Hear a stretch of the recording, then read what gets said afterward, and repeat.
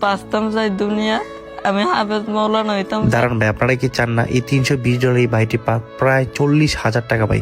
আজকে আপনার টাকা দেওয়া লাগবে না ভাই, আপনি যদি ভিডিওটা শেয়ার করেন সবার কাছে পৌঁছাই দেন, আমরা এই 40,000 টাকা পেয়ে যাবো ভাই ইনশাল্লাহ। ভিডিওটা ধাক্কা দিবেন না, ভিডিওটা এড়িয়ে যাবেন না।